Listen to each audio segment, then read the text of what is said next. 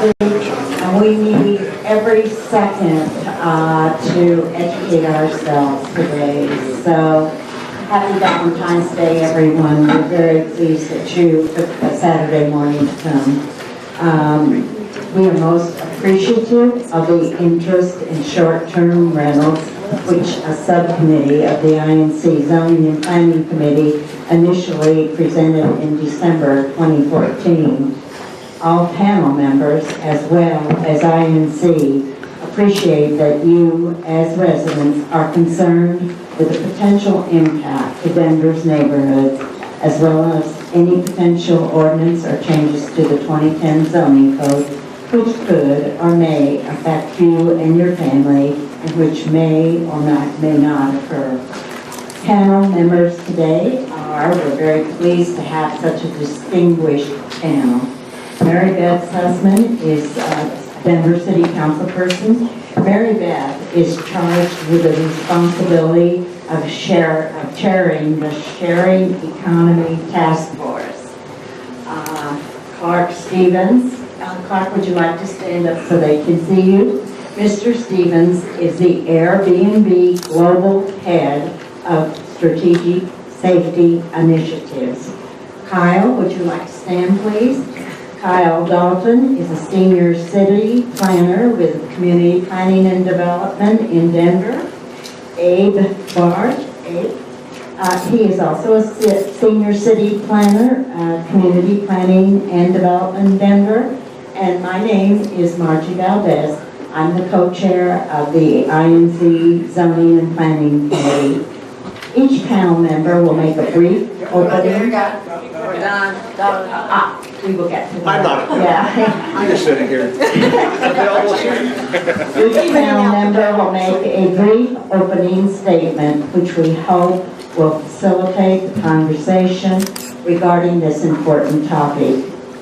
Please be respectful to each panel member and to INC members and visitors who will be addressing the panel at the conclusion of the opening statements. We appreciate there are strong opinions either for or against short-term rentals. In the end, let us make this dialogue between intelligent and caring residents. Short-term rental platforms such as Craigslist, Airbnb, VRBO, FlipKey, HomeAway consist of hosts registering online with one or more of the short-term rental platforms. Short-term rentals by owners has grown dramatically in the last 5 years, much of it growing out of the sharing economy, which is generated by the internet usage. Many of INC's members wanted to know more about these rentals. Some have used one or more of the rental platforms for vacation rentals. Denver's 2010 zoning code was not drafted in contemplation of large-scale rental of private residences for less than 30 days. Enforcement of the zoning code sections which do apply would prohibit most residential vacation rentals.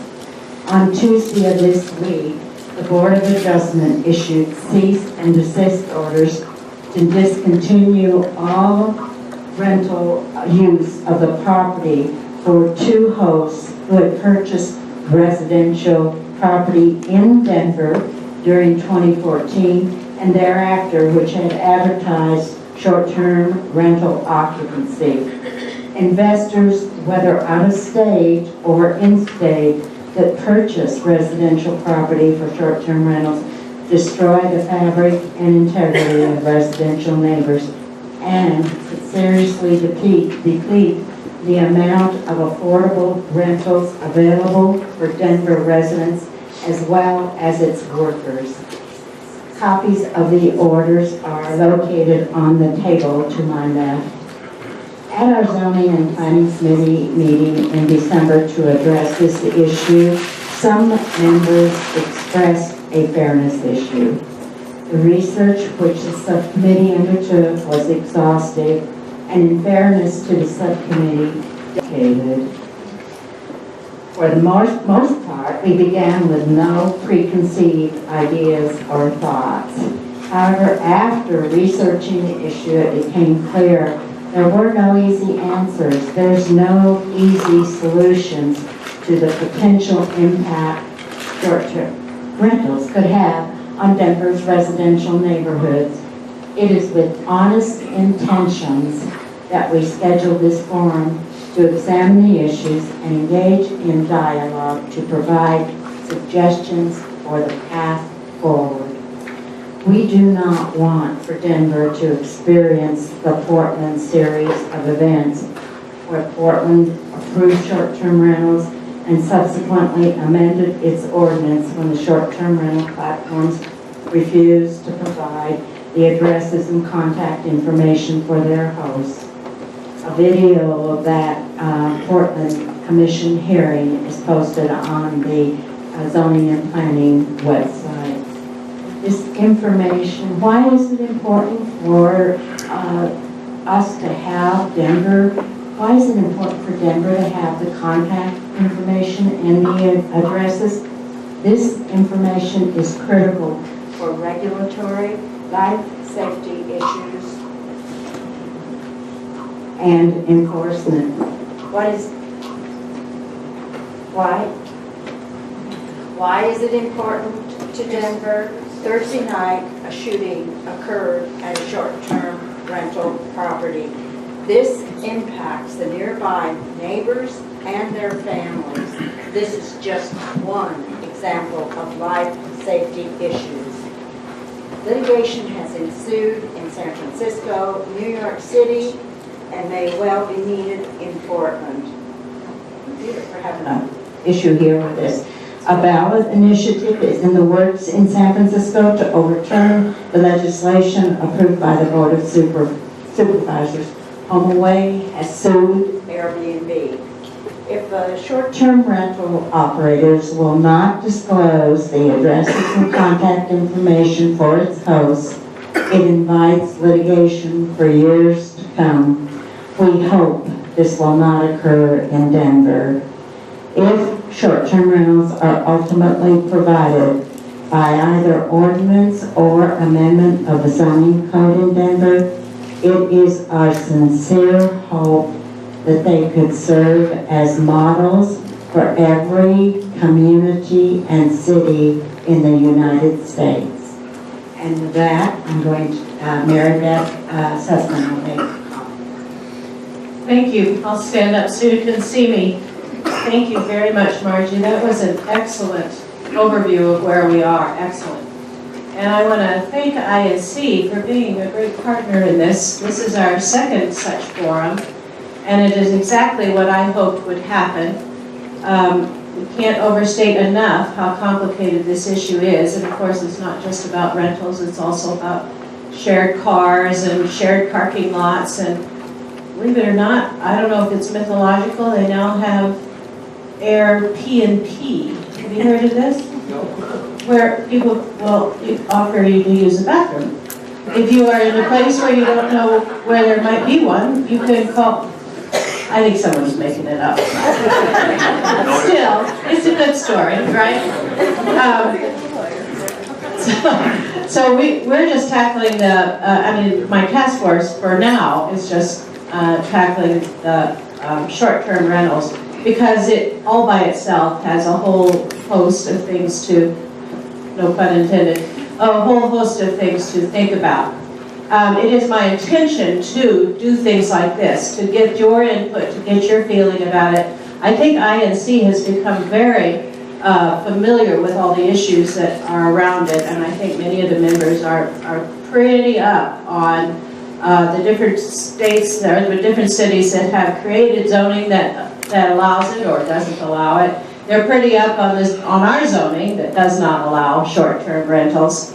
At this point, what we're doing is, at the next meeting of the task force, which will be February 23rd at 3 o'clock in the afternoon in the City and County building, we're having the Hotel Association come and talk to us, because the issues of level playing field are important. We want to hear from them and see what their thoughts are.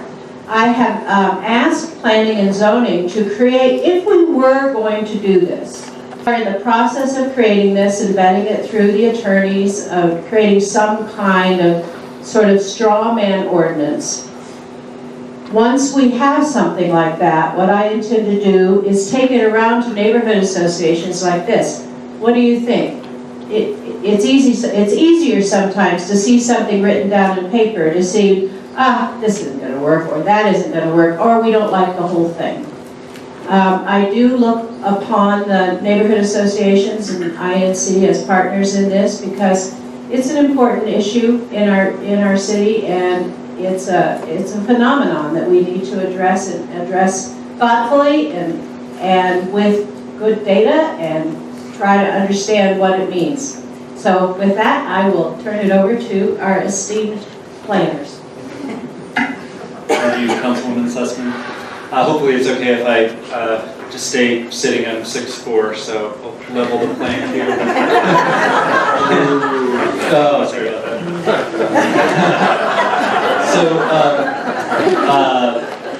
Margie, would you like me to get more into the details of how the zoning code currently does or does not address short-term rentals as the case may be?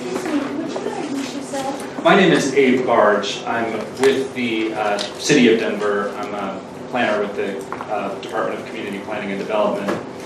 And so I'll talk a little bit about what short-term rentals are and what they are not, how violations are currently enforced, and a little bit more specifics about what the process would be if any of the current zoning rules were to change in the future. Most of you are already familiar with that process for having gone through it for other issues. So first off, what is a short-term rental? It's not defined in the Denver zoning code at all, so at this point we kind of have to define it by what it isn't. It's not the same thing as household living, which is really what most of us are doing in our homes as the primary use in residential neighborhoods. And household living is defined as residential occupancy of a dwelling unit by a single household, and the code notes that tenancy is arranged on a month-to-month or longer basis. So that rules out a short-term rental being classified as household living. It also can't be group living, which is the other widely permitted use in residential neighborhoods. That's like a hospice or assisted living facility, and those generally require a special zoning permit with informational notice. And group living also states that tenancy is arranged on a monthly or a longer basis. So again, since a typical short-term rental that we're discussing would be less than 30 days, it just doesn't fit within any of those definitions. It could be considered a type of lodging accommodation, and that's defined as facilities that provide temporary lodging in guest rooms or units for compensation, and with an average length of stay of less than 30 days. So that sounds more like it, but the Denver zoning code does not permit lodging accommodations that use in residential districts. So, as we've heard from the other panelists so far, right now short-term rentals are not allowed in Denver's residential districts, whether it's a whole house or just a room. Now, getting to... Are they not allowed? Questions or later? Oh, questions later. Sorry, we'll get to that. So, violations. Kyle and I just recently spoke with the chief of the city's neighborhood inspection services to get some information about how violations are enforced. When they get a complaint, they check the web for a listing, and then they go to the property to talk to the owner. If the owner isn't there and doesn't call back, the city issues a 10-day notice of a lawful inspection, and if the owner still doesn't respond, the city will shortly begin issuing fines. However, the property owner apparently often admits that they are doing short-term rentals when the neighborhood inspection services speaks with them, and in which case they're issued a notice of a use violation, and they have 10 days to respond. They're typically issued another 10-day notice if they don't respond, and then ultimately a cease and desist order. As we heard, it is possible to appeal that cease and desist order to the Board of Adjustment. It's possible to appeal really any zoning decision to the Board of Adjustment. It's not just short-term rentals. If you've been told your fence is too tall, you can appeal it to the Board of Adjustment. In terms of how the Board of Adjustment has dealt with those appeals, in some cases they've granted limited relief in the form of an extension, typically to allow term rentals before they cease the operation. However, as Margie mentioned, just recently in the last week, the board did deny the appeal on 2 properties for an extension. So if the owner is denied the appeal, or if they just don't appeal at all, the city will shortly begin issuing administrative fines. And $150 is the fine for the first notice. Apparently, in nearly every case, right after getting that first fine, the owner calls the city to start working it out and cease the operation. However, if they don't, $500 is the second notice fine, and then it's $999, almost $1,000 for the third notice. So one final case I'll go through is where the property owner just says they're not renting for less than 30 days. They deny that that's what's happening. So what Neighborhood Inspection Services is doing is noting to that owner, well, we see a listing online for this property. They then will monitor the property for traffic, occupancy.